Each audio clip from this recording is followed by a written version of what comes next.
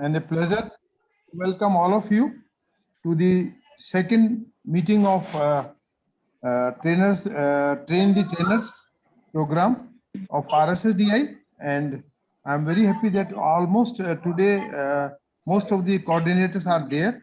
And I'll request Dr. S.K. Sharma, who will brief about the program. Those who have joined recently or this time for the first time, he will brief you everything about the how we will go with the program. Thank you. Thank you, sir. So good evening, dear friends. As Dr. Parikh highlighted that RSSDI India, which is our parent body, wanted that there should be a coordinator at the district level, and all the education which is you can say delivered by RSSDI will be from these coordinators. So what they want from us is that you make a group of coordinators and then you roll out our educational program. So they have given us two modules at present. One we have discussed last time, and this time we are going to discuss one additional module, but that module is very small. So we have included a small module of diet also with it. So the purpose of this exercise is that we should have a group of doctors. So these are the trainers which will be looking after their respective districts and lower area, means lower taluka, and they will be disseminating this information and education regarding the diabetes management in our patients. So what they have given us at present is a diabetic wheel, that is a pharmacological management of type 2 diabetes. And they have given us some case discussion points. So today Dr. Swati will be highlighting that case discussions, and then Dr. Arvind Gupta will be highlighting some basic aspects of diet in our diabetic patient. The purpose is that we have a closed group here. We will be discussing it out. Whenever you find that during that rollout of module, you have any query, any question, you can unmute your mic and you can ask a question. The purpose is that whenever you will be facing those people who are in your district and in your talukas, then you should be absolutely confident that you will be able to give all the answers to them. In addition, what we are suggesting that one among all of us will be there. So it will be, you can say, backup. So sometime what happens, there is some tricky question which you think that you are not able to answer. So we'll be there with you and we'll be giving help and answering those questions. Here is that whatever we are doing here is a, you can say, learning process. We are learning from you, you are learning from us, and ultimately a very good background knowledge of diabetes will be there with all of us, and then we will be disseminating this knowledge to our other colleagues down the line in the district level, etc.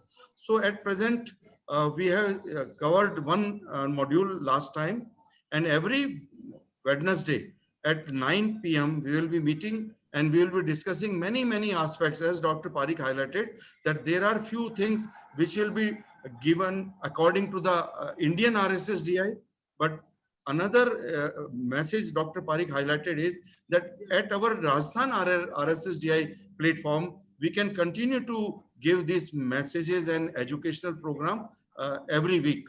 So this is our program. And I will request Dr. Arvind to say a few words and then Dr. Swati to say a few words, and then we will roll out the second module today. Sir, there will be a little change. Sir, I'll be presenting first and then Swati will have the discussions. Okay. Okay. So thank you, Dr. Parikh sir.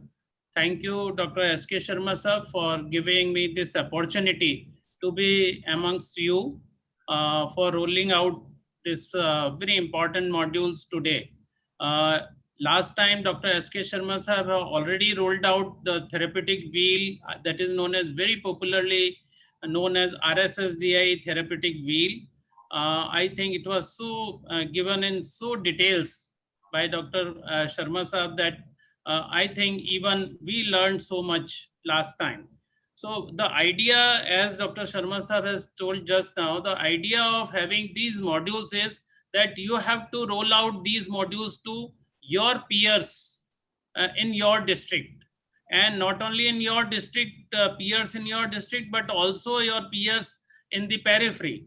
So that is the same module we have to disseminate amongst your peers, and then the peers in the very much periphery. So that is the idea of this thing. So that's why the slides have been selected in such a manner that this will be acceptable to all over the country.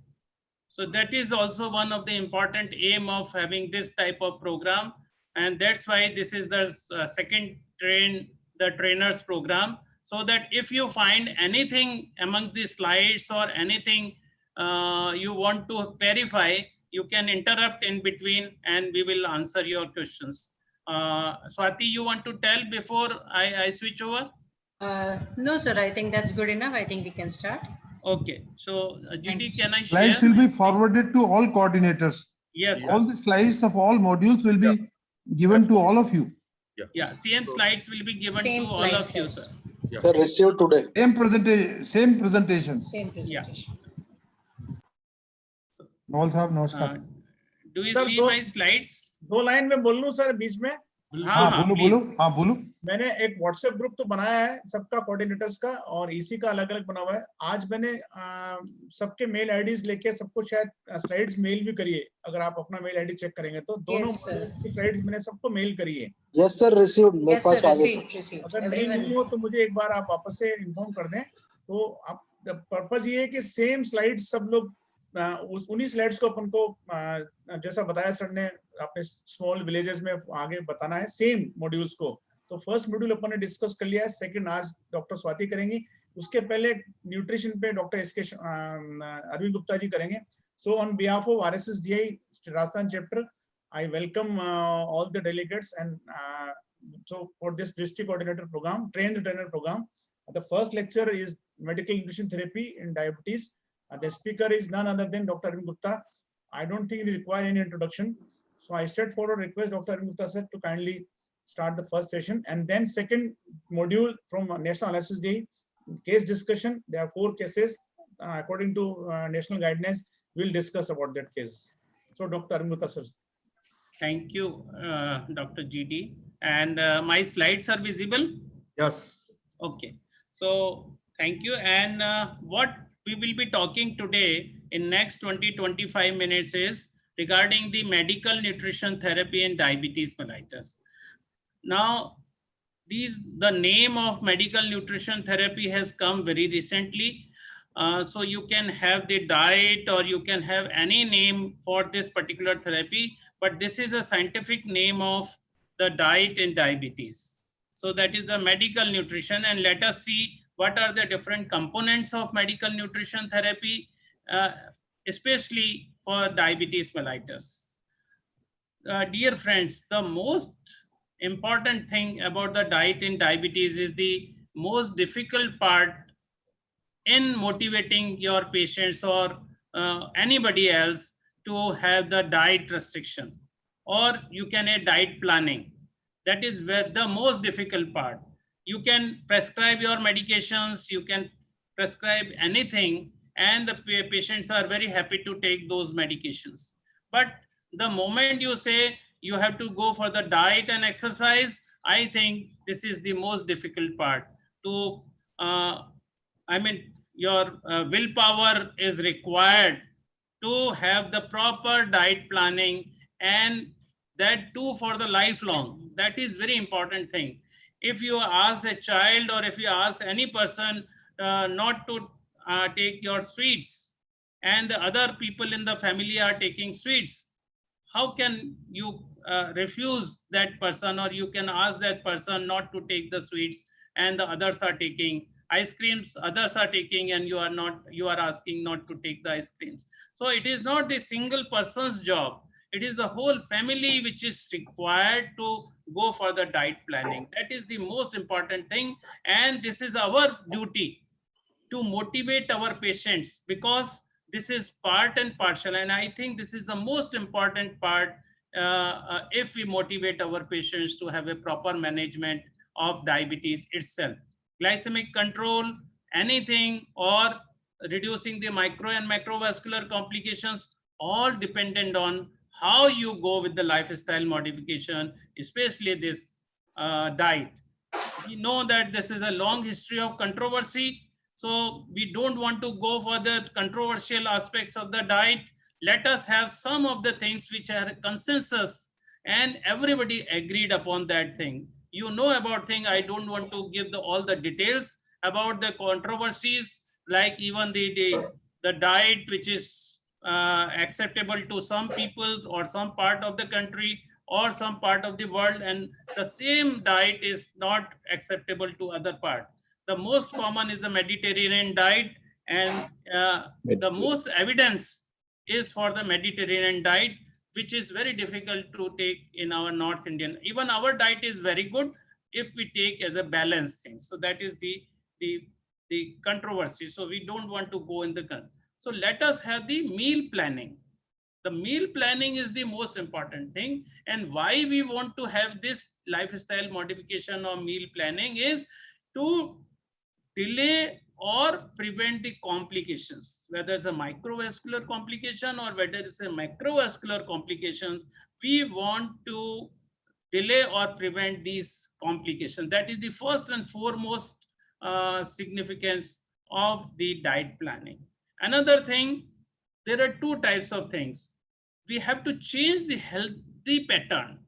The pattern which the person is following, you have to change those pattern to the healthy eating patterns.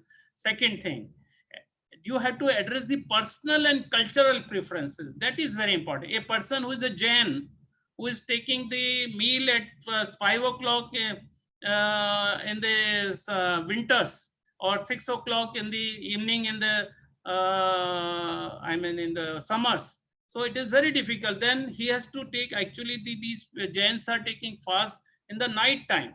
So 12 hours fasting is already there, more than 12 hours fasting, but you can't do because this is a cultural thing and religious thing.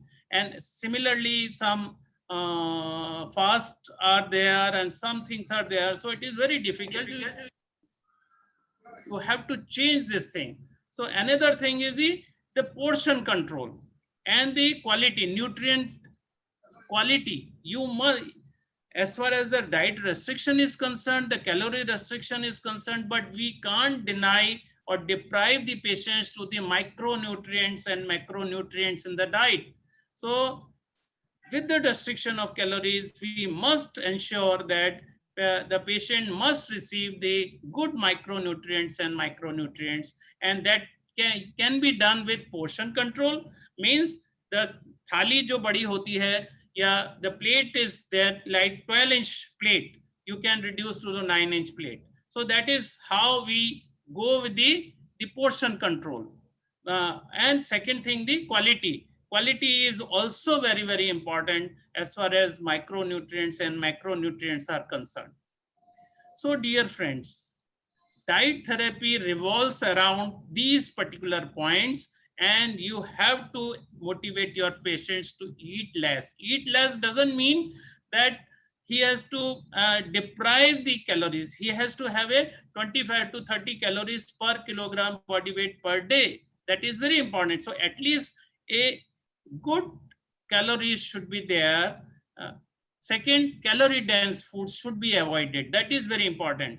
Like pizza, like these fries, French fries, little French fries, 100 grams of French fries has too much of calories. So they are calorie dense foods. So we have to avoid those calorie dense foods so that patient, what calorie dense food does, the calories are too much and patient still feel hungry. That is the point of, this is a very negative point of calorie dense food. Second, foods, important thing is the taste and habits. You can prescribe that meals or planning or diet or food that should be tasty. It should not be like this कि उसको लौकी तोरई की सब्जी हर समय मिल रही है. So that is important thing. The taste should be maintained and little bit habits to be changed. Whatever the patient is already having the habits of that thing. Then the natural I mean, the food should be there. Most of the time, it should not be like supplement should not be there every time. You should not give the supplement. It should be more of the natural foods. So you prescribe the natural foods and vegetarian as far as possible, because there are some parts in our country where people are taking non-vegetarian. So in that non-vegetarian also, you can have the, like last time Dr. Sharma sir told, it should be from red to white meat. So you can change from red to white meat. At least white meat is not that dangerous. And again, like chicken, instead of mutton, you can ask for the chicken. So that is sort of thing you can actually change. Then the food fats, that is important thing. The people who are actually too much of fonts of taking food, and you have to actually change that importance. So food fat is also a very, very important thing as far as, and people who are obese, they are taking food like anything. Then food cooked in every household differs. That is also how the cooking in your day-to-day practice is always different. Hence, you have to have a healthy cooking. That is important thing. Like too much of oils, too much of fat should not be there while cooking. And then, dear friends, sorry to say this time, eating out is not possible these days because of the COVID. But earlier we have to see, we used to see in Saturdays and Sundays, don't have any person, I mean, you have to wait for half an hour to 1 hour in even small restaurants during the Saturdays and Sundays. Fortunate or unfortunate, we are not able to have the eating out these days. But, and the important thing is the time. Time is very important. You can't have the food at and on your own. That suppose you are taking the dinner at 8 o'clock, and you are not taking dinner by 11 o'clock, 12 o'clock, or 1 o'clock in the night. So every time the time should be maintained for the diet planning. So dear friends, meal planning in diabetes is the core thing for management of management of the diabetes. Before, what we were doing, we had the carbohydrates of around 50 to, I mean, Indians are so fond of carbohydrates. We are carb eaters. Every time, right in the morning, since evening or retiring to the sleep, we are taking carbs, carbs, and carbs. We don't eat too much of proteins. We don't eat, I mean, other things. So carb, we are already having too much of carbs earlier. Then proteins should be, should be there, because we are taking less proteins. And some studies are there, like Dr. Anup Mishra's study, which says that most of the Indians are sarcopenic. They are taking less proteins. So please don't ensure that patients should take proper proteins. At least 20% of the calories should be from the proteins. And the fats are very important, integral part of your diet. That is not very bad, but what type of fat you want to take, we will discuss little later. 25 to 30 calories, 30% calories, total calories should be from the fat. So carbs, reduce the carbs as far as possible, and this carb should be replaced by proteins, not by fats or other things. That is important thing. So that is the crux of this particular meal planning. Then the most important aspects, whenever you are prescribing the diet to the patients, it should be individualized. That is very important. It should not be generalized. एक कागज दे दिया आपने print करा हुआ, that is not a right thing. कि एक आपने पूरा 1500 कैलोरी का, 1700 कैलोरी का, 1100 कैलोरी का फूड का उसको दे दिया कि ये आप खा लीजिए जाके. No, it should be individualized, seeing the patient's BMI, seeing the patient's dietary preferences, seeing the so many things. You have to individualize the diet. That is the most important part. Second thing, it should be realistic. A patient, you can't give the unrealistic things कि ये आप ले लो जाके, ये broccoli ले लो जाके, कुछ ले लो, and patient is not able to take the broccoli. Cheese खा लो, ये खा लो. You cannot take. It should be realistic. Third thing is the flexible. The thing is that you should not ask कि ये आपको इससे टाइम पे ये खाना है और ये चीज खानी है. It is possible only for a small period of time. If you want to give the diet for a whole life, you have to be flexible with the number of food and other foods. Fourth, likes and dislikes of the patient is very important. Whatever, and every person is having their likes and dislikes. I don't like brinjal. So, and some people don't like Loki. Abhi aap usko keh denge, no, you have to take this thing. No, he will not take, or he will take for a small, for few days and then he will discontinue. So patient's likes and dislike is very, very important. And ultimately, whole diet which you are prescribing, it suits to the lifestyle of the patient. That is very important. A person who is like a salesperson, a person who is the person who is the office goers, or a person who is a businessman, every person has different lifestyle, and this diet should suit to his lifestyle. That is very important. So what are the factors by which you can have the proper diet planning? First thing is the BMI. Calculate the BMI and waist hip ratio of the patient according to patient, whether it's a normal weight, whether it's a lean, or whether he's obese or overweight. Depending on the BMI of the patient, you have to prescribe the calories. That is the important thing.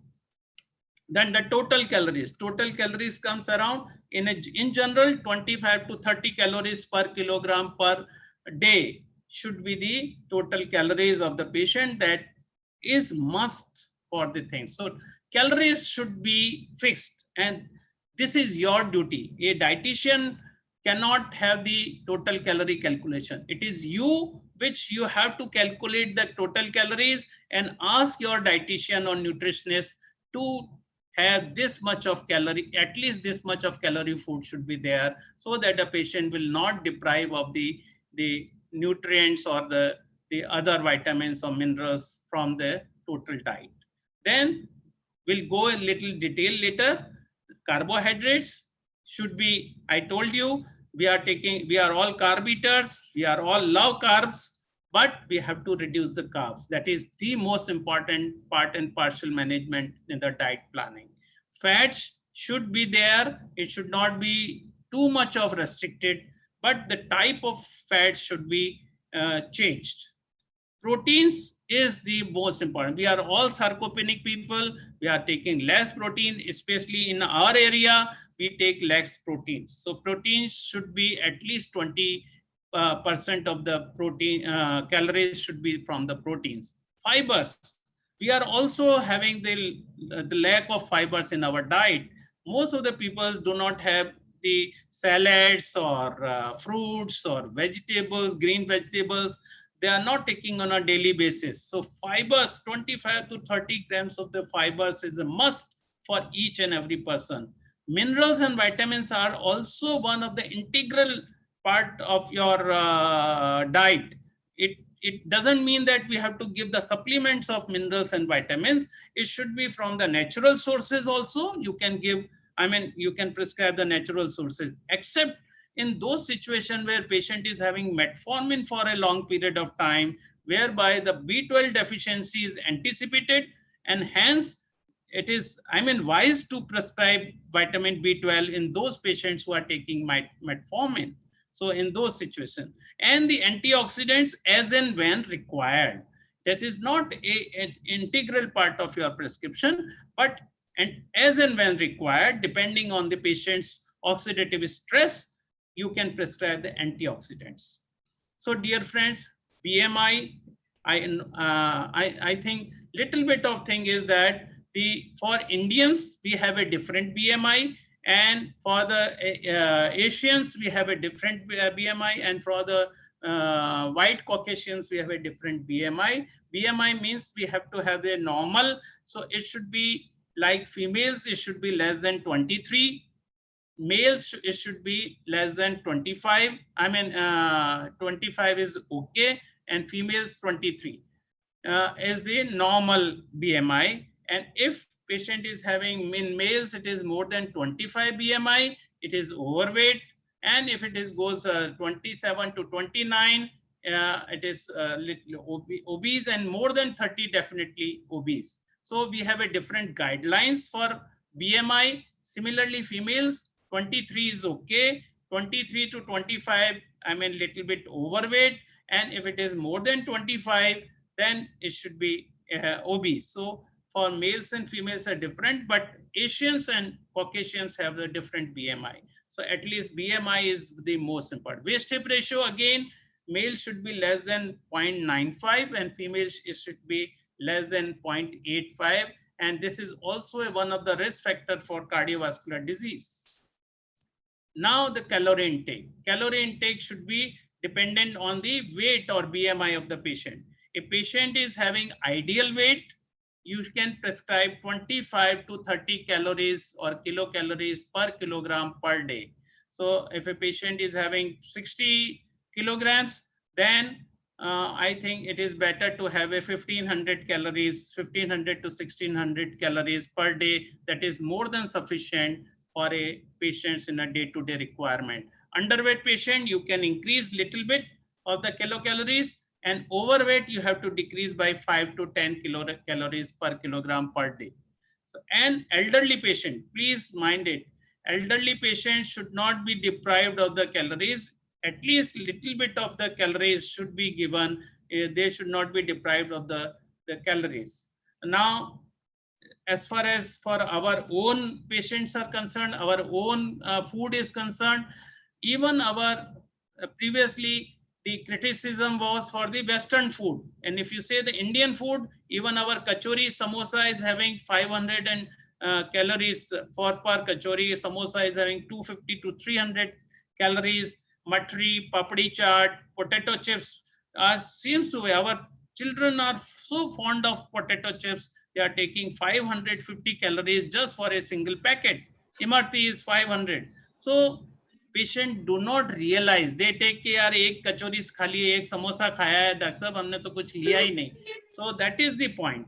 So you should have this particular thing in the mind, otherwise it will be a problem. आपने तो उसको खाना बता दिया और वो रोज एक समोसा खा रहा है और वो तो समझ ही नहीं रहा है कि मैं कैलोरीज तो मैं खा ही नहीं रहा हूँ, दिन भर तो मैं restricted कर रहा हूँ. So that is the point. So these things should be taken into account when you are prescribing the diet. The recall, this is known as diet recall. Your dietitian and nutritionists can very well go for this type of diet recall, and वहीं पता लग जाएगा कि ये समोसा, कचौरी, मटरी, पापड़ी चाट, French fries खा रहा है कि नहीं खा रहा है. Then distribution of calories is the most important in diabetes. We know the natural history of diabetes and pathophysiology of diabetes, that we cannot give the patients two food. It should be divided into at least four frequencies. Breakfast is the must for each and every person, I'm telling you, whether diabetic or non-diabetic. But for diabetes, breakfast is a must. One should not skip the breakfast. And there are studies published in the BMJ which says that a person who eats regular breakfast has 20 to 26% less cardiovascular disease or diabetes as compared to the people who do not take breakfast. So skipping of breakfast should not be there for any person, especially for the diabetes. Lunch should be around 30 to 35% of the total calories. Evening snack is again very important, whether it is 2 Mary biscuits or whether it is 1 fruit or tea or whatever else, but evening 10% calories. And dinner, again, for Indians, we love lunch and dinner too much, but it should not be very heavy dinner. It should be around 25 to 30 calories of your total calories. So the diet should be divided into different frequencies. That is important. The earlier we are telling कि हम लोग कैसे control करें, our will power कैसे होगी. So the only thing is that जो आप बड़ी प्लेट कह रहे हैं उसको पेशेंट को सिर्फ ये कह दीजिए कि instead of having 12-inch dinner plate, he should now use the 9-inch dinner plate. So यदि छोटी पोर्शन रहेगा तो वो पोर्शन कंट्रोल अपने आप हो जाएगा. So that is automatically things. Otherwise, if you ask कि 12 इंच की बड़ी प्लेट में वो थोड़ी थोड़ी चीजें लेगा, then he will not be satisfied. So even his psyche will not be there to accept this type of. So to control the portion size, I think it is better to have a lesser size of the dinner plate. Then carbohydrates, I told you, I'll not go into the details. We are carb eaters. We are taking starch, cereal, roots, potatoes, sugar, oranges, cereals, honey, fruits, jam, everything is there. We have to reduce the carbohydrates in any case for every diabetic patient. Diet guidelines, the RSSDI guidelines says that our carbohydrate should be around 50 to 60%. ADA doesn't have a specific guidelines, but ICMR also says 50 to 60% of total calories should be from the carbohydrates. I'll not go into the details. This is already in our RSSDI guidelines. Now, the key takeaway is that reduce overall carbohydrate intake.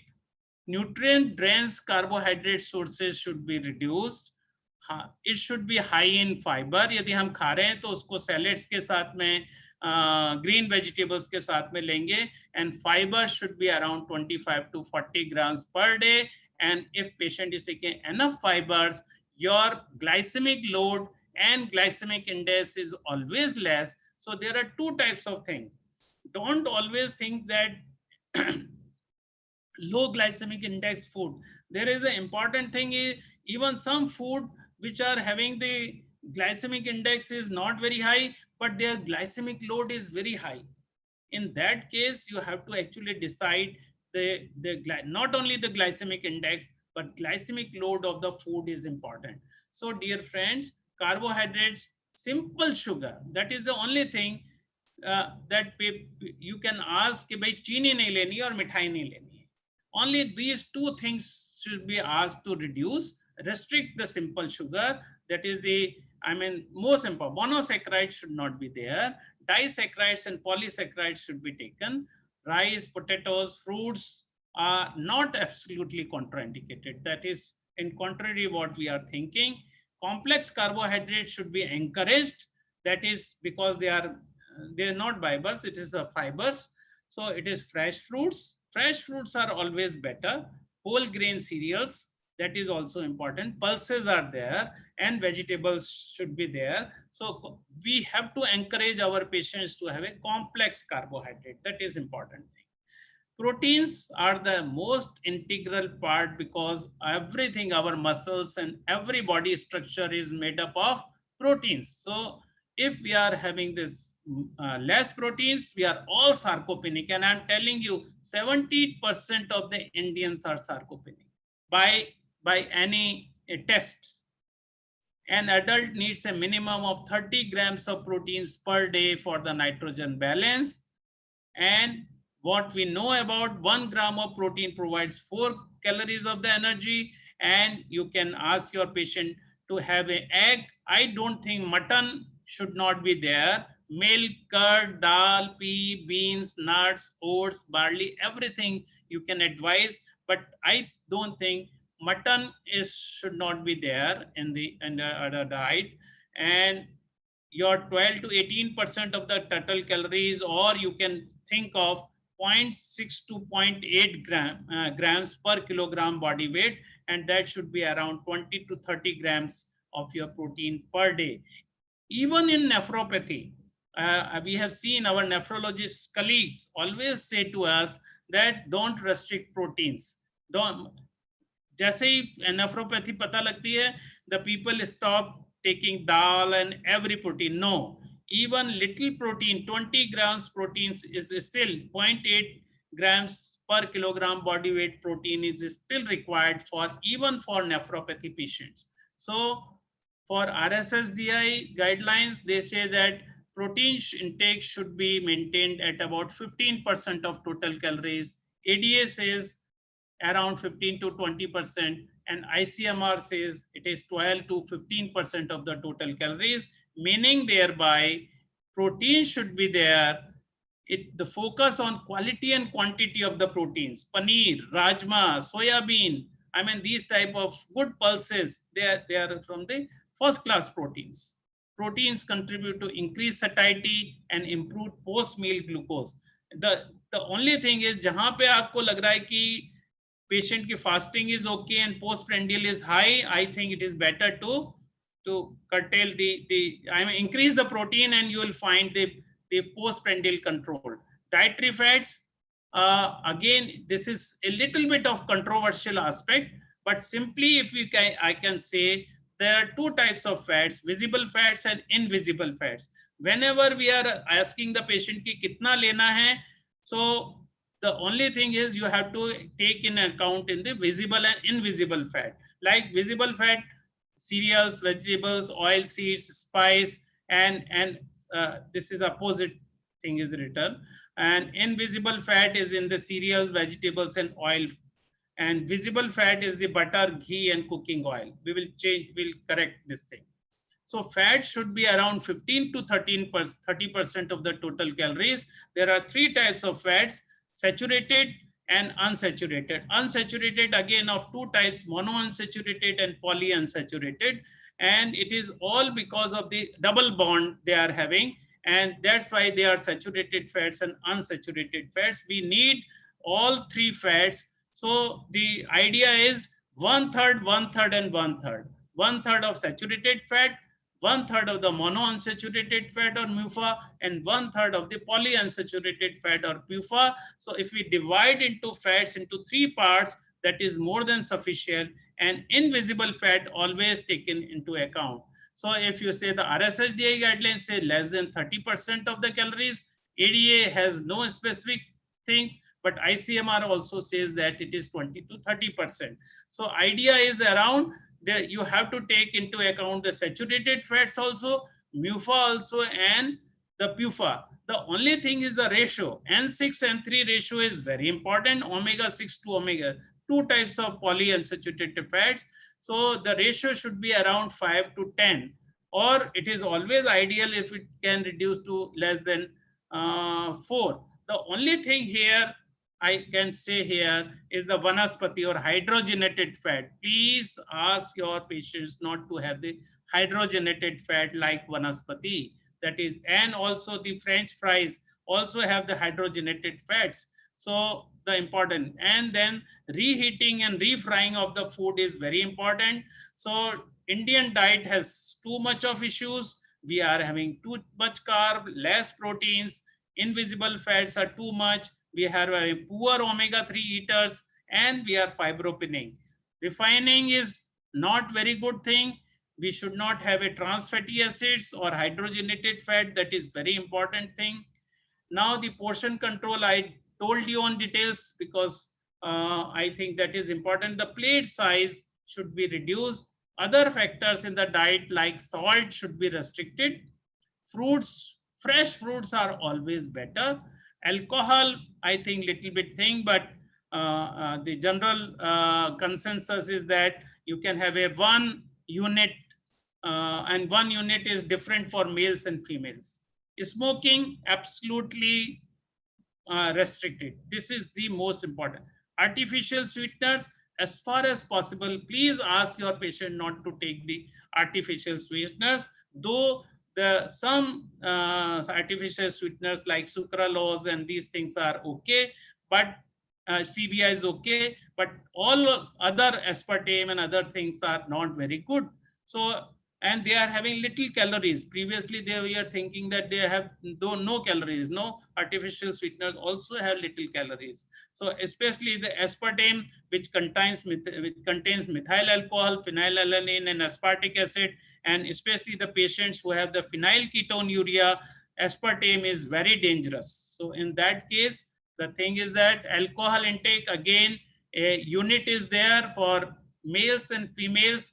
The different units are there as far as possible, because they contain empty calories, all alcohol. So it should not be encouraged to the patients. Similarly, artificial sweeteners, though they are there, but sucralose and stevia is little safe, but still we don't advise for children and pregnant ladies. Functional food in the last, we want to prime you. there is a term known as functional food. They are the foods or dietary component that may provide a health benefit beyond basic nutrition. So they are coming in the future. You will come across this, so many functional foods will be there. So dear friends, functional foods are there, but we don't, these are the fancy foods also. So we should not go with this thing. We should go with the natural things. What do fruits and vegetables? The only thing हम लोग कैसे patients को कहेंगे, because fruits and vegetables have low calories, good micronutrients, good vitamins and minerals. They promote the health of the patient. They have the dietary bulk, has the satiety is always there. So that's why fruits and vegetables, especially the fruit, fresh fruit, is the most important thing in the diet. So this is what Shashank Joshi has told in every conference. And this is, I think, prevention mantra is that eat less, eat on time, eat right, walk more, sleep well, and on time. That is very important. Sleep can induce or increase your immunity. If you have a good 6 to 8 hours sleep, I think your immunity will increase like anything just by sleep. So sleep well and on time. And last, it is the smile. I think the happiness comes from internal side. And if you are happy, you can have anything in the world, the best of your quality of life. Thank you very much. And we will discuss all these things after Dr. Swati's presentation. Thank Thank you, you very much for that. Dr. Gupta. Laughter is the best medicine, they say. Thank you, sir. Dr. Swati, over to you. You can unmute, unshare Dr. Yes. Arvind. I'll do that. Thank you very much, Dr. Arvind Gupta, for a very excellent and very informative talk. It was a very good talk on all the points covered so well. I'm sure all the viewers must have found it very useful. Are my slides visible? They are coming. Yeah, now they are just visible. a second. They I'll are minimize this. Visible. Yes. Make them full screen. Yeah, I'll do that. I'll first minimize my this. Yeah. So. Full screen कर दीजिए. Correct. Yeah. Now it so is case based, yeah. So we will.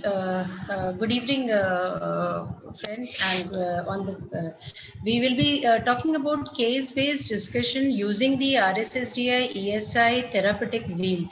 So last time Dr. S.K. Sharma sir had very well elaborated on the RSSDI and ESI clinical practice recommendations and guidelines, and a therapeutic wheel has been made to simplify the guidelines. So Dr. Sharma sir had very well elaborated on that. I'll just be brushing very briefly on that, especially for some people who were probably not there last time, and it would be just a revision for just a reminder so that we can go ahead with the case based discussion. So I will not be going through all the slides. Sir, दिख रहा है? Can you make it full screen? So full screen है sir. Full screen है sir. अच्छा, ठीक है. Sir, मैं कर लेता हूँ. problem, I think, at your level. Yeah, it is okay. Please So carry on. this is, yes sir. So this is a very useful RSSDI therapeutic wheel which has been suggested by RSSDI regarding the management of patients having some specific problems. Like when we have a patient with diabetes, and we have so many drugs, we have so many group of drugs available with us. So what happens that we are not able to decide that in which patient we should use which drug. And certain conditions are there, certain specific situations are there in a particular patient where the utility of using one particular drug would be more as compared to the rest of the drugs. So what RSSDI has done is very much in detail, they have gone through all this and they have made this therapeutic wheel. So this therapeutic wheel helps us, guides us to start the treatment, especially in specific situations. Like we have a patient, whenever we have a patient, there are a few points that that patient would be having. For example, the patient may be elderly or the patient may be young. It may be, he may be having a cardiovascular event, may not be having a cardiovascular event, may be poor, may not be, or may be affording all the drugs. So all these factors, when we take into consideration, we can very clearly make out that, okay, this group of drug would be best for this patient. This group of drug probably I would not like so much to prescribe to this patient.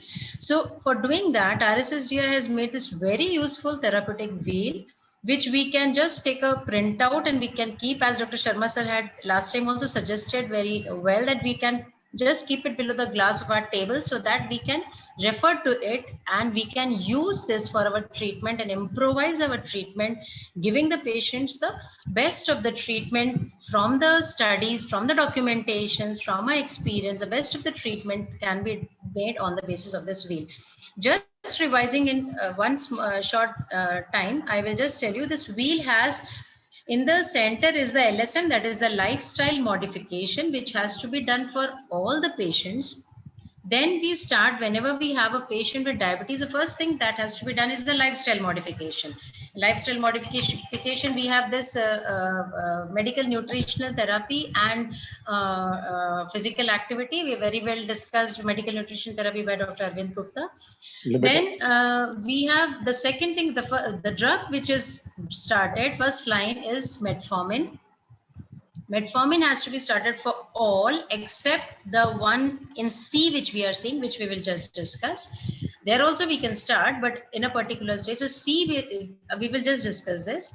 Then we have divided this into, this entire wheel into A, B, C, D, E, F, G, H. We have discussed this in detail last time. Just in short, I can say A is for advancing age. So B is for BMI, so increasing BMI. C is for CKD, advancing CKD. D is for duration of diabetes. E is for established cardiovascular disease. F is for finance. G is for glycemic status, and H is for hypoglycemia. So these are a few sets of things we have in most of our patients. Suppose a patient is an elderly patient, then his A becomes very important. Suppose he is a CKD patient, the C becomes very important. As we can see, metformin here has been shown white in C because in end stage renal disease or lesser than 30 ml GFR, we do not wish to use metformin. Above that, we can use. So D is for duration. So longer duration of diabetes, which drugs should be given the priority? One thing important in this wheel is that we have to go into a clockwise manner. The hierarchy of therapy is in clockwise manner, meaning this one, for example, if we see A, the first is the one which is number 1, and insulin would be the last as per the hierarchy. So the hierarchy of therapy is depicted in a clockwise manner. In the green bar is the one where we can use all the agents. Yellow bar we have to use as per this hierarchy established, and the red bar is where the particular situation is much advanced. For example, the CKD is much advanced, then we can use only DPP-4 or SGLT insulin as shown here in this. So accordingly, the red is for very much advanced disease. With this in background, I think now again, this is the same thing: age, BMI, CKD, duration of diabetes, established CVD, financial condition, glycemic status, and hypoglycemic concern. With this in background, now I come to the case discussions and today's talk which I was supposed to start. Again, this is that therapeutic wheel. And in the following case studies, we will be seeing the hierarchy of therapy being depicted in a clockwise manner. Most of the drugs have been considered from the orange zone. So most of this, we are considering that the patient is probably in this orange zone, and we are considering from that orange zone, and numbering against each drug in treatment option depicts the order of preference based on the hierarchy. So it means that we can use these drugs, but the hierarchy means the order of preference should be like the first, second, that should in a clockwise manner.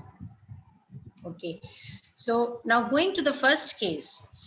Now, I can request that anyone who wants to discuss, because this will be a bilateral discussion. So anyone who wishes to say something, and as we are discussing, please unmute yourself and we can discuss this. So reading out this case, this first case is of, it's a 48-year-old male businessman. Having a history of type 2 diabetes mellitus for 3 years. He is on 1 gram metformin. He observes that his HbA1c is increasing over the past year. Presently, it is 8.4%. So he's a 48-year-old male with 3 years history and his HbA1c is going up. Additional history, he has further attempts of lifestyle changes unsuccessful. So whatever lifestyle change he's able to do, he's doing, and he's not able to further do much more on LSM now, lifestyle modification. He has his past medical history of hypertension. He's on Ramipril. He declines injectables. He does not want injectable. He wants probably more of OHA to be tried. He is obese. His BMI is 32.5, which is frankly in the obesity range. His BP is 142/84. He has acanthosis nigricans. So there is evidence of high BMI. There is an evidence of insulin resistance. His ECG is normal. And his parameters, if we see, his fasting plasma glucose is 187. His postprandial glucose is 294. So both are very much elevated. HbA1c 8.4%. His triglyceride is 256, again high. His HDL cholesterol is 38, which is low. His LDL cholesterol is 84. His BP is 142/84. His GFR is more than 60 ml per minute. And his creatinine is 1.1 milligram per deciliter. So in this patient, which are the things we can highlight? We see that he's a 42-year-old male. He has a 3-year history of diabetes. So probably not a very long duration, but not very short either, not newly detected, but he has diabetes from some time. He is totally uncontrolled diabetes, that also we see. We see that he does not want injectables. And the most important thing that we see here is his BMI is high. And he has evidence of insulin resistance. So any suggestions before I go to the next slide? Anyone wants to say something? What should we further think of? Which are the, as per the therapeutic wheel, what are the problems here? A, B, C, D, E, F, G, H. Anyone wishes to suggest something? Yes, BMI. So B is high. Yes, B is something which is very important. A, yes, we can say. Okay. F, sorry. I think declining injectables Yes. and insulin resistance. So that is these are the main 2 factors, and of this BMI appears to be the main factors. So if we see the therapeutic wheel, then sections relevant, as you very correctly suggested, BMI is a very important section in this. Age again is important. Duration is, yes, short duration, but that can be taken into consideration. And what have to be taken into consideration is oral therapy, because whenever we want to give any management, we give an ideal management, but it should be acceptable to the patient also and should be individualized to his lifestyle also. So here, since he wishes oral therapy, we do keep that in mind also. So if we see this therapeutic wheel, A, B, and D. So in the B section, as we considered BMI being very important, the central B section, the best results, the first would be SGLT2 inhibitors. Second would be GLP-1 analogs. We know these both have good effects on the BMI. SGLT2 inhibitors are very good in weight loss. GLP-1 analogs or receptor analogs are also good in weight loss. DPP-4 inhibitors, weight neutral. AGIs, again weight neutral. PIO and sulfonylureas are last, because PIO does cause weight gain. Sulfonylureas, they are insulin secretagogues, can cause weight gain. So in this context, if we see, then SGLT2 and GLP-1 come the first. GLP-1 is an injectable therapy. He might be a little hesitant in adopting to it. So considering here SGLT2 inhibitors, DPP-4 inhibitors, and yes, metformin also was being given to this patient, probably a hiking up of that thing, dose could also be useful. Now we see A also, age, again we have DPP-4 inhibitors, AGIs and SGLT2 inhibitors in this sequence. Duration, it's a short duration. So again, you have to see the sequence short of the duration. Now, so what can be offered to this patient? Having seen the therapeutic wheel, what we realize that his blood glucose level are such that do you think one drug will be sufficient, or we would need more than one drug? Hello. The audience, I think Hello. we would need at least 2 to 3 additional drugs. Two drugs. More than one. Yes, at More than least two. more than 2 drugs. Yes, because his postprandial was almost reaching 300. So a single drug cannot probably give us the results that we wish, the HbA1c control and the glucose control that we wish. So we can step up the metformin. His metformin dose was only 1 gram. His so much acanthosis was also there. BMI was there high. So we can step up the metformin, go to 1.5 to 2 gram per day. And that can be one thing that will help in weight reduction also, glycemic control also. Plus, Dr. as we Swati, one saw, question I can ask you. yes, yeah, sure. Dr. Swati, why not acarbose number 1? Why not voglibose? Yes, Because there are so many yes, other yes, insulin yes. secret insulin sensitizer available. So instead of using second insulin sensitizers like voglibose or acarbose, why to switch over to other drug? No, we are not switching. See, he is only on metformin right now. So Dr. you should Dave, be in he's- fact, yeah. So we are increasing the dose of metformin, number one. Yeah. Then our main issue is the BMI. Now Yeah. BMI is quite high. He has evidence of insulin resistance. So we Yeah. want him to have something which reduces his weight. Now, Yeah. when we talk about AGIs, in studies, they have been found to be weight neutral. Now, Yeah. if we say theoretically AGIs, they cause, especially something like voglibose, they cause something like a malabsorption syndrome. If we see, they prevent the breakdown of disaccharides and oligosaccharides to monosaccharides. So they sort of create an environment of malabsorption syndrome. Theoretically, they could be causing weight loss, but studies have shown that they are weight neutral. So where we want a benefit in BMI, we would want to have drugs which would reduce the BMI and which would reduce the weight. And in this context, SGLT2 inhibitors, I think, would be the best. And as per the RSSDI wheel also, they have shown to have be given the first position because SGLT2 inhibitors have shown a very good weight loss. But in wheel, there is no option for acarbose and voglibose. No, It- there is. See, I'll just because go back. that is probably See, weight neutral or it will it is reduce. Yeah. So it is shown here, it is there, the wheel is showing AGIs and sorry, the wheel is showing AGIs and this is the correct position, I suppose, because PIO has a weight gain and PIO has DPP4 is a definitely. totally weight neutral. AGIs, Yeah. some of them, I tell you, Dr. Dave, acarbose in some studies did show a little small increase.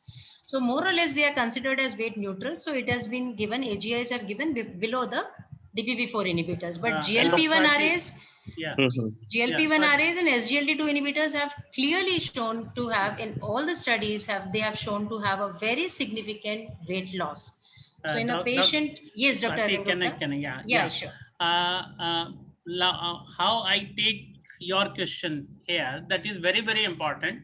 If you have asked this question 10 years back, Yeah. I would say yes, Dr. Mahesh. Yes, it sir. is very important to give the AGI to that patient because at that time we did not have the SGLT2 inhibitors or GLP-1 receptor agonists. You Yes, know sir. the clinical studies, the milestone studies, EMPA-REG, and all the studies with SGLT2 inhibitors and GLP-1 receptor leader studies and other studies. Yes. Not only the benefit, the glycemic control, but we want to have the cardiovascular benefit. We want the renal benefits. We want the weight loss of the patient, which AGI does not give. Yes, sir. Can AGI give the cardiovascular benefit? No. Can AGI give the renal benefit? No. Can AGI give the weight loss, so much of weight loss? No. It is the SGLT2 inhibitors and GLP-1 receptor agonists, which we are having these days, which proven, that is the most important thing, the proven clinical, with the proven clinical studies, we have the evidence for that. That's why I think it is better to have a SGLT. I don't know, So Dr. I S.K. Sharma think, sir. Sir, my second question to you, sir. Yes. whether postprandial hyperglycemia is a big issue in this patient. Patient is not very old, is around 48 years old, and postprandial blood sugar is high. So what are the drug meant to control basically the postprandial hyperglycemia rather than fasting? Very Is important. again voglibose and acarbose is very much helpful to reduce postprandial hyperglycemia? Not to that extent. You are right. These are the drugs which can control the postprandial hyperglycemia but better. But if you give the GLP-1 receptor agonist, they are very good even for the postprandial hyperglycemia by having so many mechanism of action, including satiety and other actions. Similarly, SGLT2 inhibitors are also good for the postprandial sugars control. Also, the DPP-4 inhibitors, by virtue of their mechanism of action, can have the better postprandial control. So, as Dr. Swati has told just now, Yes, sir. AGI are good. They are very, very mild drug. Yes. As far as the glycemic control is concerned, the only thing, little bit of postprandial control, it is okay to give AGI. I am not against the AGI, but I think seeing the benefits of GLP-1, seeing the benefit of DPP-4 inhibitor, seeing the benefit of GLP-1 receptor agonist, I think AGI does not come in the way. So that Sir, is what my regarding point. side effect profile between AGI plus SGLT2 inhibitors? Because whenever we are starting UTI is a big problem, big issue. Yeah. And fungal infection is another big issue. Yeah, not, you are right. They are not very big issues. They are issues. Yes. They are issues. There are side effects for that. Mycotic infections, less than 5% patients are having mycotic infection. Genital infections are also there. And some patients are also having little UTI. So, but it is less than 5%. In that But case, yes, yes, yes, sir. yes, in UTI is that only in case- 5% patients, sir. yes, Because less we than. are seeing a lot of patient of UTI when we start SGLT2 inhibitors. So in that case, you have to give the GLP-1 receptor agonist, or it is also that if combination of SGLT2 inhibitors and DPP-4 inhibitors can reduce the mycotic infections also. And with there is proposed mechanism for that also. Sir, I think here, yeah. Dr. Sir- S.K. Sharma, sir. Yeah. So one, This is a good, I should say, interaction. And my take on this is that, well, I will be very proactive. I never use AGI. One of my patients' wife told me, Doctor Saab, मैंने इनके साथ सोना बंद कर दिया, इतने flatulence हो गए ये. Okay. And the reduction in HbA1c is 0.2%. Yes. SGLT2 inhibitors are organ protection drugs, but you have to give it very carefully because you have to give some instructions to the patient once you are giving this. You know that these drugs may cause genitourinary mycotic infection. So we should be instructing the patient to take 2 glasses of water extra per day and genital hygiene. This should be written on the prescription of the patient so that they should understand. Looking into the efficacy wise, 3 times a day with every meal, and SGLT2 inhibitors are to be given only once a day. And you find that HbA1c reduction is something like 0.7, 0.8% with SGLT2 if the HbA1c is 8 or 8.5. AGI will cause very little A1c reduction, and you have to give full doses only then 0.5%. And you will have patient complaining with all those abdominal distension, flatulence, etc., sometimes diarrhea. And Dr. Swati, it will not cause malabsorption. It will just delay the digestion yes, of the... it does. Yes, yes. So, yes, not malabsorption, sort of like, yeah. There will not be Delay in any digestion. with the and weight loss will be there with SGLT2 inhibitor. Will you So basically- other people can mute, please?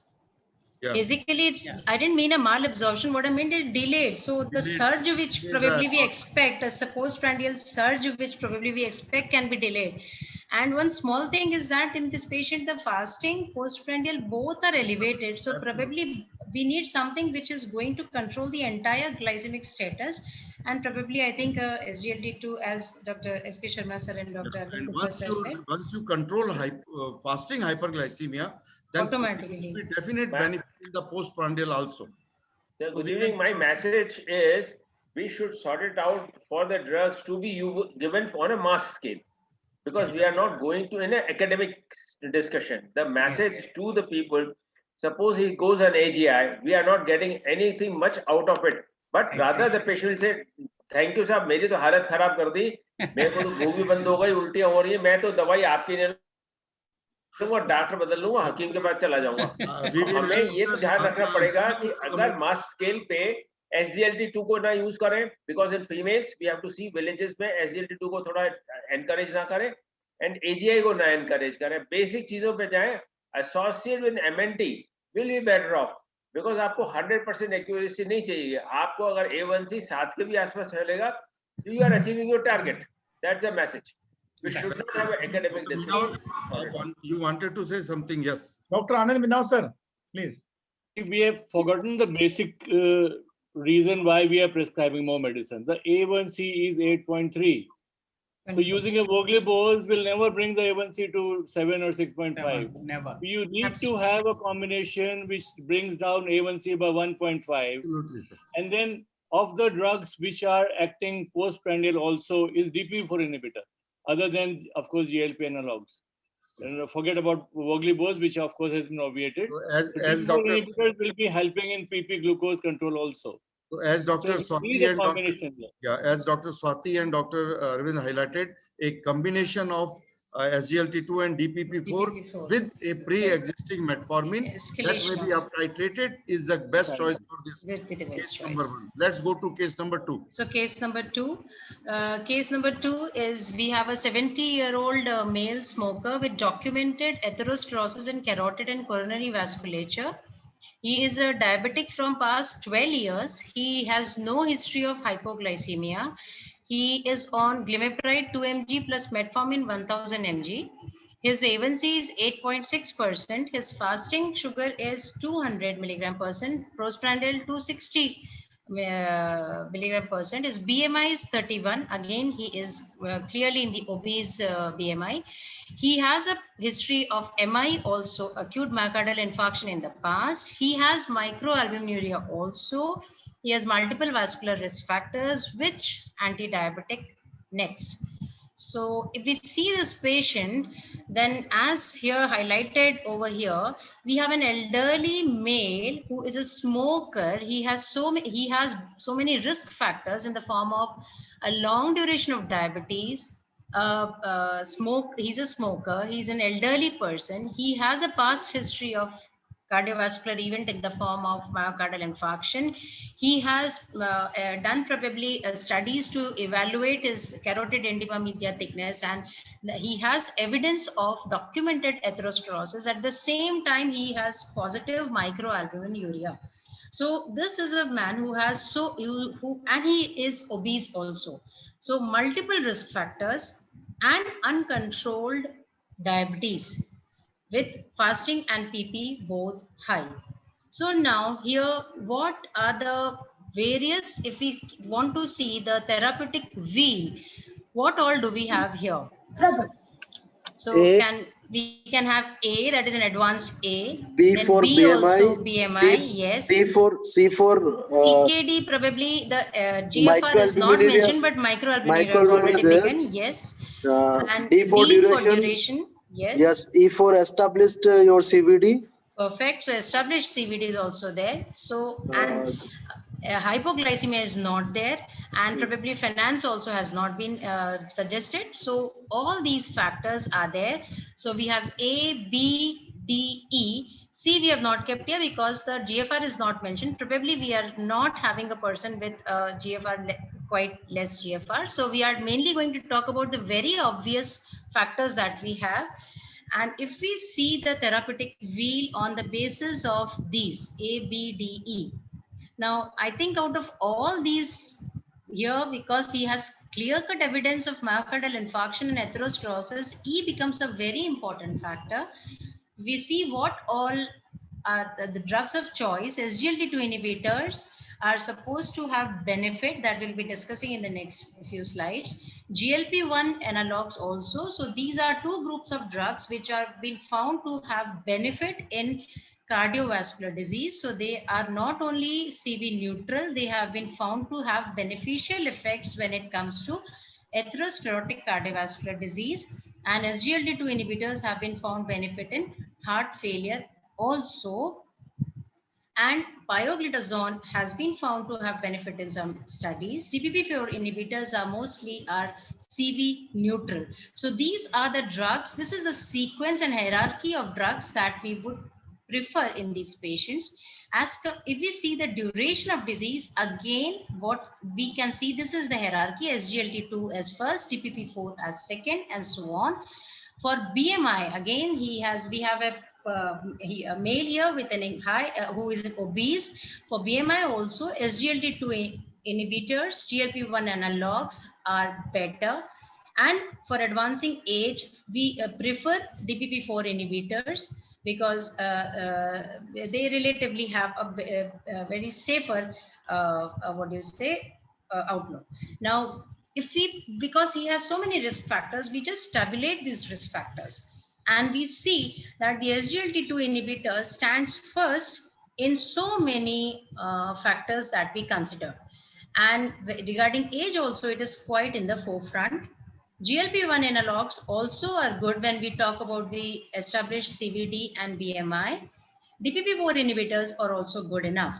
So what can we do? We can add in this patient SGLT2 inhibitors, a better option, established CVD, high BMI, older age group. GLP-1 analogs can be good. DPP4 inhibitors, yes, they can somewhat improve. Pioglitazone, we should continue. Glimepiride, metformin in this patient. We know this patient will need more than 2 drugs to get to the goal. So we can probably have a combination of an SGLT2 inhibitors with either a DPP4 inhibitor or a GLP-1 analog if possible. We know there are some limitations of GLP-1 analogs, especially one of the most important limitation in our setup being the cost of the drug. So we may have another alternative incretin-based treatment in the form of DPP4 inhibitors, but we have to focus on the fact that the drug should not be increasing the weight, and the drug should not be increasing the cardiovascular morbidity of the patient. If at all, if it has a cardiovascular benefit, that would be better. So probably SGLT2 inhibitors would be more suitable along with one of the incretin-based therapy. Just putting some light on the evidence of cardiovascular evidence. So we all know that there are these are all trials which were done, the cardiovascular outcome trials, which showed when we talk about the SGLT2 inhibitors, the EMPA-REG trial clearly showed that it has CV benefits. The CANVAS trial showed it has canagliflozin has CV benefits. It is superior and has better CV outcomes as compared to the placebo. The CREDENCE trial, which was done with canagliflozin in patients with CKD also, they found that it is CV benefit. The DEPA-HF trial found beneficial effects in heart failure. The DEPA-CKD also found that it is renoprotective and CV beneficial. The EMPEROR reduced was done on empagliflozin, again showed CV benefit. Talking about the GLP-1 receptor analogs, LEADER trial with liraglutide clearly showed its CV benefit. SUSTAIN 6 with semaglutide found its CV benefit. Similarly, HARMONY and REWIND trials, albiglutide and dulaglutide, and PIONEER 6 again with oral semaglutide found the CV benefit. So there's a clear-cut evidence showing the CV benefits with the drug. Now, what about there are some trials which showed they were CV neutral also. DECLARE-TIMI done with dapagliflozin. It showed that when we talked about atherosclerotic cardiovascular benefits, it was CV neutral, but the DEPA-HF heart failure benefits were definitely there. But with regard to atherosclerotic cardiovascular disorders, it was CV neutral. Modern sulfonylureas versus DPP4 inhibitors, the very famous Carolina trial, linagliptin versus glimepiride, showed that they had equal efficacy. They were both CV neutral. They did not cause any worsening. The other DPP-4 inhibitors, all sexagliptin and alogliptin, sitagliptin, Ticos, camelina, linagliptin, all these trials done versus placebo also showed CV neutrality. Proactive trial of pioglitazone also showed CV neutral, and short-acting GLP-1 analogs, exenatide, lexazetide, also found CV neutral trials. So with this, we come to the end of the second case study. Any comments, or should I proceed? Yeah, I will just make a small comment. Dear Yes, friends, sir. our approach is changing now in the treatment of diabetes. Earlier, we used to treat diabetes to control hyperglycemia. Then come the era of hyperglycemia plus risk factor control like hypertension, dyslipidemia, obesity, smoking. But the latest one is organ protection in our diabetic patient. And here you have two drugs, SGLT2 inhibitor and GLP-1 receptor agonist, which are organ protecting. So you can see here, Dr. Swati highlighted so many good cardiovascular outcome trial like MACE benefit, that is major adverse cardiovascular event benefit, as well as hospitalization for heart failure prevention as well as treatment now. And then progression of kidney disease is significantly retarded with SGLT2 inhibitor mainly, and to some extent with GLP-1 receptor agonist. And the change in the concept is highlighted by ADA ESD guideline, which says that after metformin and lifestyle, if there is compelling need, irrespective of baseline HbA1c and target HbA1c, if the patient is having pre-existing or atherosclerotic cardiovascular disease or high risk for the atherosclerotic cardiovascular disease, you should have one of these drugs like SGLT2 or GLP-1 receptor. So in future, if, for example, your patient is not given any of these drugs and he is having this problem, he may sue you. He may sue you because the benefit of these drugs are so outsmart that if you have not given them, you have done a ethically wrong thing to them. That's why you have to have these drugs in the patients with atherosclerotic cardiovascular disease or baseline chronic kidney disease or heart failure in your diabetic patient. That is my very stern message in short. Thank you. You Yes, can sir. proceed to the third. Absolutely, sir. Thank you, sir. Dr. Swati, I have one comment. So we are organizing this program to update ourselves or to organize for the district coordination. Because had it been to going for a district coordination and for the mass people, I believe this academic discussion doesn't stand. Here, what we can do, we put it a basal insulin, which is a very economical and long-term results. If we are discussing GLP-1 at that level, at the village level, I believe probably we are mistaken. So, Dr. I think Pradyuman, you are absolutely wrong, Dr. Pradyuman, because now things are changing and you have to change. I'm not saying, I'm according to the sir. No. Point is this, if we are going injectable, I'm not against, but they're looking at the price. So If would not even mind going in a village at a mass level. If you give insulin to this patient, there will be no cardio protection, no renal protection. I believe, I perfectly agree with you for organ protection, but at what a price? So at a long-term basis, price, Dr. Pradyuman, it would be 8 rupees, one tablet. It is not America costing $4. It is India. Now we have generic dapagliflozin available. So look, there's a mistake. I'm not talking SGLT2. I'm talking GLP-1. No, the message, I'm not talking GLP-1. We are not even writing in Jaipur also because of cost and injectable. So, but you have to document. Sir, in GLP-1 agonist, how many oral tablets right now we have to be placed for the people at the village level? A man who does not earn even a 200 rupees a day and runs a family. Absolutely right that we are not discussing. Are we going to distribute free of cost these people, or we are writing a drug? No, GLP-1 we are not discussing. The question is, we are not GLP-1. We are discussing SGLT2. SGLT2. No Oh, GLP-1 look, in why India. you are mistaken? I am not talking SGLT2. What I am No, talking. I am saying we are not discussing GLP-1. So my See, point Dr. is, Pradyuman Sharma, that is exactly, you are absolutely, I your don't get point it is to you. taken. I don't get it to you. The message, if you are going injectable, the word is injectable. Listen to me. And the point is are we going to bear the cost as DI to the village level? Whenever you are discussing science, then you have to look into the risk factor. I understand, Here, sir, but the Dr. point Swati is, highlighted. See, Dr. Swati academic highlighted. discussion there is no different. concern- there is no concern See, about see. finance. see, this Let me is, speak, this Swati. case, Let So me are speak, we Dr. going to Swati. bear the cost of liraglutide? Those are to Nobody the will people. bear the cost. Patient has to bear the cost, or the government has to bear the cost. Only two people can bear the cost. see, We are discussing science here, and here a patient is there. There is no concern about the finance. Mind Sir, it. but the point is this: we this understand. case Sir, did not, sir, this case sir, did can not I- have a finance. This Sir, can case, I this was a interrupt? specific I believe, case. but I believe- Sir, Dr. Pradyuman sir, Dr. Pradyuman This is sir, exactly just a what we- minute. Don't stick to the point. You should Yeah. be flexible. Sir, Let's- sir, Arre, therapeutic principally wheel. we agree. let's, Arvind, let's stop it and let's go to the case number 3.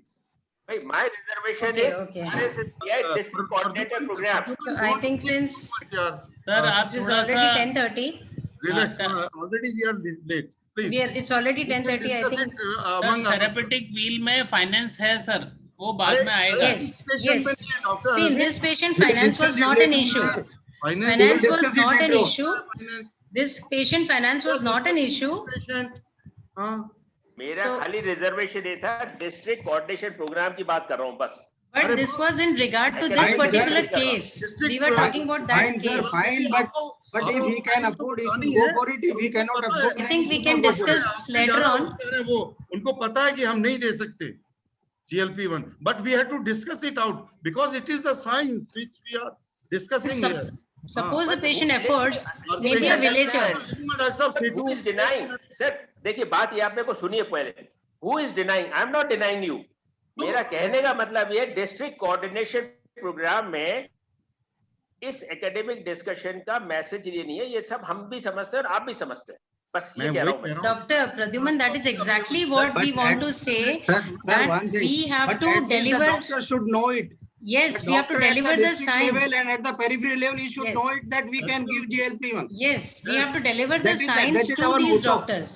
If he can afford, then he can take it. If he cannot afford, then he should change to other medicine. That's fine, simple. Let's Don't discuss it here and don't. I am Please not proceed on the So next, going- next topic. So Yeah. मेरा मतलब है proceeding to the next practicality की बात है, case. sir. Case number 3. Okay, case number 3. Delayed. We have a 60-year-old female. Thank you so much. Case number 3. We have a 60-year-old female attendant. She is type 2 diabetic for 7 years on metformin 1.5 grams, and her HbA1c is 8.4%. So she is also uncontrolled. Past history of she's a hypothyroid patient. She's on atorvastatin, levothyroxine, and aspirin. She has questionable adherence, so this is an important factor. She is open to injections. Her BMI is 30. Her BP is 118/76. Her lab data shows that HbA1c is 8.4%. Her fasting is 188. Her postprandial glucose is 260. Her creatinine is 1.5. This is important. Her eGFR is 37.6. So she falls in the stage CKD stage 3B, and her LDL is 67. Her HDL is 54. Triglyceride is 123. She has old inferior wall myocardial infarction on ECG. So which diabetic agent to add? So here we have this lady who has a 7-year-old history of diabetes. So duration, age is also more, uncontrolled. Her BMI is again more, and she has evidence of cardiovascular events, and she has evidence of CKD also. So I think A, B, C, D again, and E is also there with this patient. So if, as we said, which sections are relevant? A, B, C, D, and E. Now, again, if we see in the therapeutic wheel, as this therapeutic wheel has been suggested by the RSSDI, this has not been prepared or suggested. Any of these cases has not been suggested by me, it is suggested by RSSDI. And the therapeutic wheels again here suggests that if we see the C portion, that is the CKD portion, if we see the orange section here, it shows SGLT2 inhibitors being here on the front. D again, duration again they are good. With E, that is a cardiovascular event established case, SGLT2 inhibitors are good. Long duration DPP4 inhibitors are better off. BMI again, SGLT2 inhibitors are good. So again, in this sort of a patient who has so many things to be considered, who has so many risk factors to be seen, then in these patients, we have to see that so many risk factors are there, which is the most suitable. So we don't have one suitable, or we cannot just have an easy option that we take just one insulin that will cover up for all, but we have to see the most suitable drug which will be having a benefit on the cardiovascular condition of the patient, a benefit on the CKD, the renal aspect of the patient, a benefit on her BMI also, and would be good in all stages, would not be causing hypoglycemia. So we continue metformin because a GFR is 37.6. So we can continue the metformin as yet. If the GFR probably falls further below, then we might have to start thinking of reducing their dose. SGLT2 inhibitors would be beneficial in this. Renoprotection is also very well offered. DPP4 inhibitors can be added. She can be added on the other lines also, and improved adherence has to be very well established because adherence issues were there. Since we are a little short of time, I would go a little fast on this now. That as we saw that we have well established evidence of SGLT2 inhibitors and benefit in CKD. We have seen that in CKD, in patients, the SGLT2 inhibitors have very good impact on the renal hemodynamics.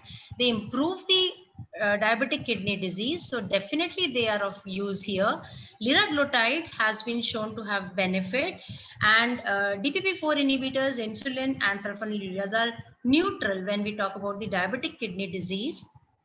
These are the key results of DAPA-CKD trial, where it was shown that a risk of composite sustained decline in the GFR of at least 50%, end-stage kidney disease is where the objectives which were kept, or death from renal or cardiovascular causes was significantly lower with dapagliflozin than with placebo. So the primary endpoints were very well achieved, and the risk of composite improvement in the renal hemodynamics was there. Similarly, for the CREDENCE trial, which was used in canagliflozin in patients who were having renal disease, they found that in end-stage kidney disease, also the doubling of the serum creatinine, renal cardiovascular death by 30%, the primary outcome were beneficial.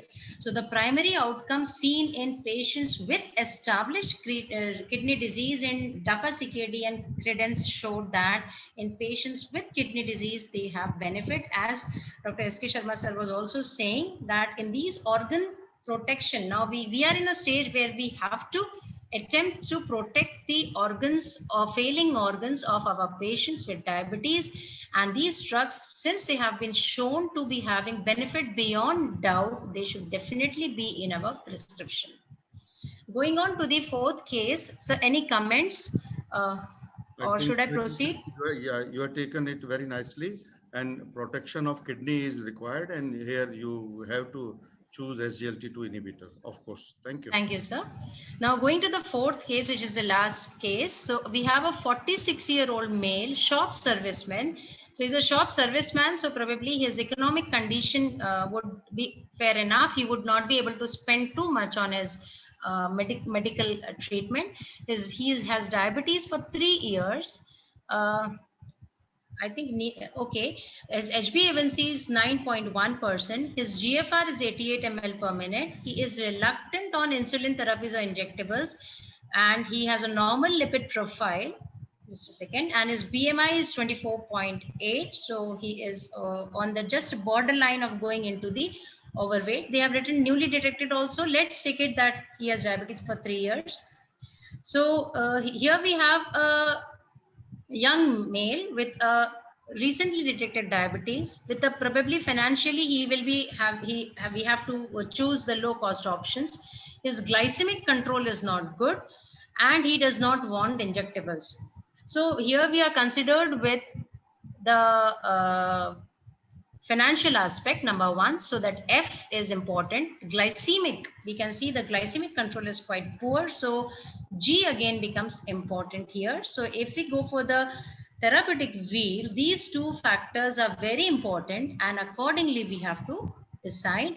If a person, as we were discussing previously, financially, if we come across people who have some constraints, as we all agree that everyone may not be able to afford the expensive options, sulfonylurea definitely comes up on our list. Insulin also comes up because considering the benefit we get in the glycemic control, the cost of insulin, especially the normal insulins and not the analogs, become a much cheaper option. And pioglitazone also is good as a sensitizer where cost is a benefit, and accordingly we can go ahead. Glycemic efficacy wise also we can see sulfonylureas are good. SGLT2 inhibitors have good glycemic efficacy, and so on and so forth as the hierarchy goes on. So considering in this patient, as we can add to his metformin, we can have a metformin, which has to be done, a lifestyle modification, metformin, plus we can add a sulfonylurea, and we can also add a pioglitazone, or we, if required, insulin, conventional insulin may be given. So sulfonylureas in this such a patient come first in our mind. We can have SGLT2 inhibitors, as we have the generic SGLT2 inhibitors, very affordable, very good results. Yes, we have to teach about the precautions and the hygiene, and the some instructions have to be very well given to these patients. Now, seeing just going across the efficacy and the cost, because the last case was considered, had the efficacy and cost as important factor. Metformin is a high efficacy drug, low cost. Sulfonylureas we use very often here in our setup. High efficacy drugs, again very low cost. SGLT2 inhibitors, intermediate efficacy. Here it shows high cost because probably in the past it was high. Now they are also very affordable. DPP4 inhibitors, intermediate efficacy, cost previously high. Now they are also quite affordable, especially some DPP4 inhibitors. GLP-1 inhibitors, receptor analogs, sorry, they definitely have a high efficacy but a high cost. So we cannot think of them when we want to give to a poor person. Insulin, highest efficacy and low and high cost depending on the insulins we choose. So early combination, dual or triple therapy can be considered considering high HbA1c. So now coming back to this therapeutic wheel, we have seen that the therapeutic wheel very well delineates the drugs which can be given in the hierarchy. It helps us actually. It is a tool just to help us to use in which patient, which drug should I use, which drug could I keep for the later on. This gives a very easy benefit. And one thing that we have to see is that at least we have to try to deliver this information which has been so well delineated by our so many doctors, and so much studies have gone into it, and this result has to be delivered, I think, to the doctor who is sitting at the periphery or sitting at the district level, so that he translates this into treatment in his patients also, of course keeping into mind the finance and the other factors also. Thank you. Thank you, Dr. Swati, for beautifully highlighting the 4 cases which were slightly different in each aspect. First case was a short duration of diabetes, then second was cardiovascular, third was having some renal problem, and fourth was highlighting the financial aspect. So this is the message that all the diabetic patients are not similar patient. So one shoes don't fit in all. So you have to look into the heterogeneity of your patients, characteristics of the patient, what is the age, short age or long age, what is weight of the patient, what is coexisting diseases, what are the different complications, and then of course looking into propensity for development of hypoglycemia, finances, all those things are highlighted. And a very important point which you highlighted is that the guidelines are guiding us, they are not dictating us. So if you look into all the guidelines, there are some messages which are very important. Our diabetic wheel, RSSDI, ESI diabetic wheel is a very, I should say, comprehensive guideline. But if you look into ADA guideline, which highlights the, according to the atherosclerotic cardiovascular disease, heart failure, and CKD, and then weight reduction, and then of course finance, etc., and avoiding hypoglycemia. Here in ACE guidelines, we see according to the baseline HbA1c, 7.5 or less, 7.5 to 9 or more than 9, then they select the drug accordingly, single drug, dual drug, or triple drug, or when to use insulin. And our RSSDI guidelines are, you can say, combination of these two and highlighting so many aspects. So dear friends, diabetes is a heterogeneous disease. It is a progressive disease, a disease which is characterized by comorbidities and multiple risk factors. All those things has to be looked into. We should not be like, you can say, glucose centric. We should be comprehensive, multifactorial intervention. And when you have these type of patients, always think that early control, early combination therapy is required. So with that, I think we can open for a short period of 10 minutes or so. Our earlier, we thought that we will be discussing till 10:30, but sorry for, you can say, delay. But next time we will be discussing only one module, not two. So any question, any comments? We can see Dr. Solanki is smiling there. So any question, any comment? Sir, excellent presentation and excellent discussion was also there. Very good. So, Sir, unmute. Dr. Solanki sir, unmute yourself first. he has given his short comment. It is good to have short comments. No, it was an excellent presentation. It has made us wiser also, and we'll definitely use it also. And the discussions were also they were very nice. So it's a very good thing. We'll keep on continuing. Thank you, sir. Any comments? Sir, or you have to, Sir, disseminate it to your peers. No, Your district. definitely, this has definitely agitated us also, that we should transmit this knowledge to our colleagues also in our district also. And definitely, once this COVID is over, we can have the not only the virtual but the direct interaction Physical also meeting. with our That would be physical good. meeting with our all the friends. Thank you, sir. So, Sir, can I ask one question? Yeah. please, why not? Sir, regarding this GLP-1 agonist, if we start in obese patients, after 2-3 months, the patient has a weight loss of around 4-5 kg. After that, there was no significant weight loss. Then patient refused to take it.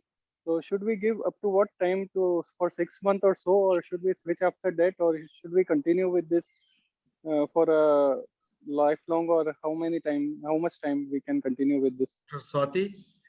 Yes. So GLP-1 receptor analogs are a group of drugs we began in that patient probably because we wanted to have a glycemic control along with the benefits of the cardiovascular atherosclerotic cardiovascular disease, along with the renal benefits, along with the weight loss.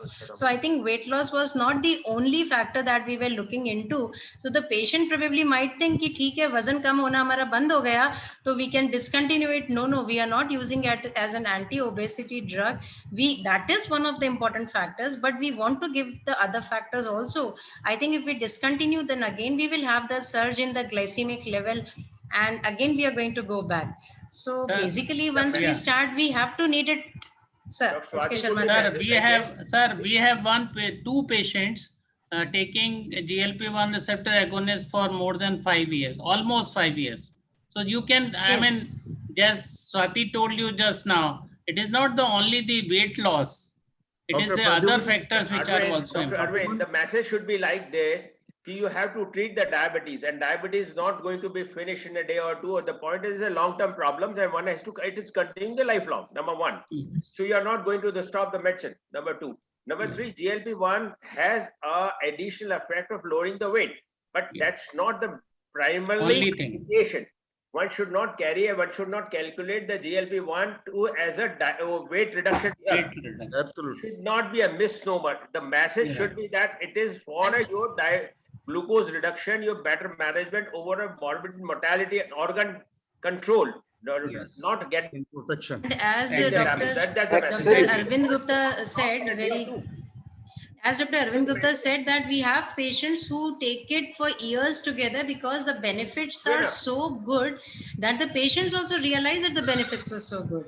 And somehow it does. And a patient who once starts probably is willing to pay for the amount of it. Dr. S.K. Sharma, sir? The problem is that once we start SGLT2, there are basically two problems only. One is the cost in Indian patients, and secondly, early in the start phase, there is GI side effects. So patient is complaining of nausea, vomiting, diarrhea, etc. But most of the time what happens, they last for 2 or 3 or 4 weeks. Afterwards, they usually subside or very significantly less.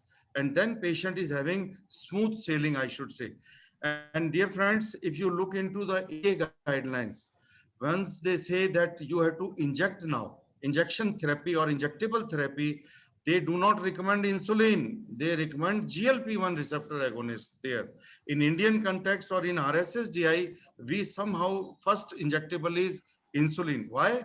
Only probably we are thinking more of the cost of the therapy. So we hope that after a few years, this cost will go. We Indian will be rich and we will be able to afford this good drug. And in future, this drug will be cheaper also. And oral, and it will be oral.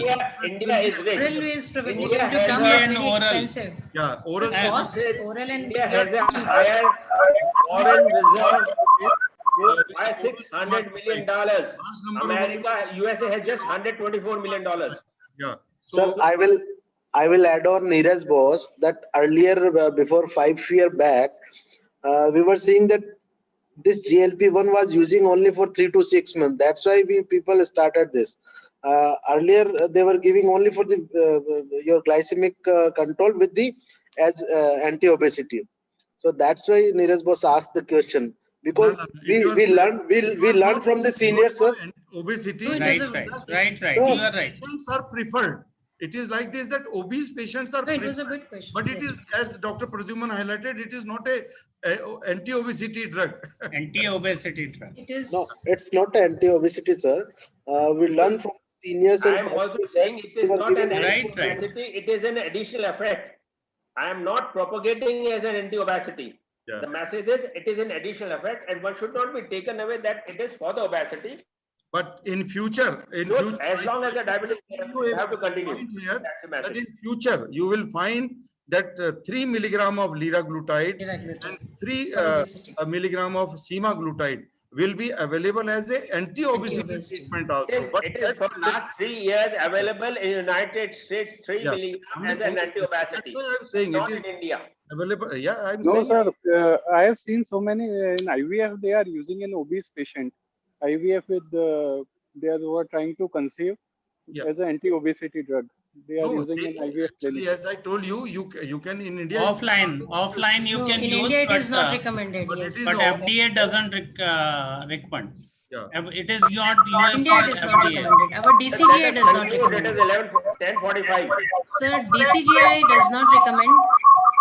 Beyond 1.6, I think DCGI, Dr. Sharma sir, 1.6 Yes, dose we yes. are using, and DCGI does not recommend for obesity. The only point is that these are the drugs, if patient can afford, they are coming in higher in the hierarchy because of their anti-hyperglycemic and so many pleiotropic effects and organ protection effects. So dear friends, these GLP-1 receptor agonists can be used up to a estimated GFR of 15. And GLP-1, sorry, GLP-1 can be used up to estimated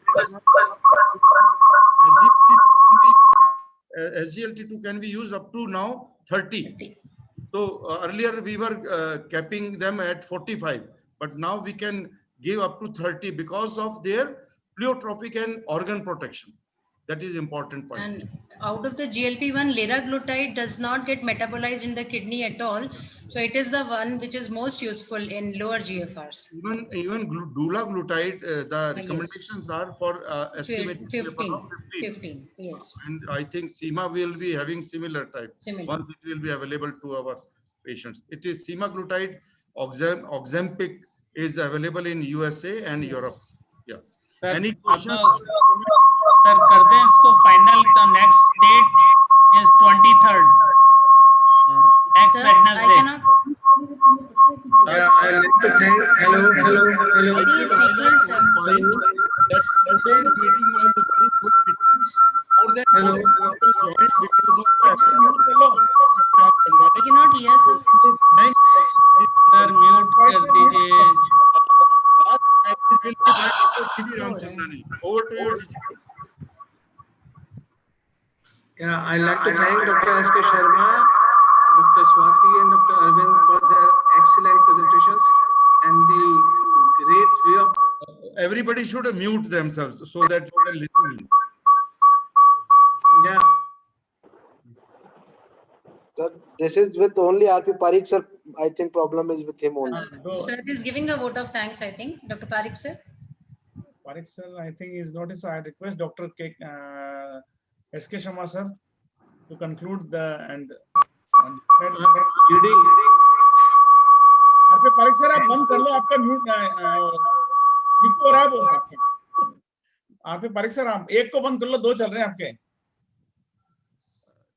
Always try to link with one instrument only, either phone or your laptop, because if you are using both, then there will be a severe noise level.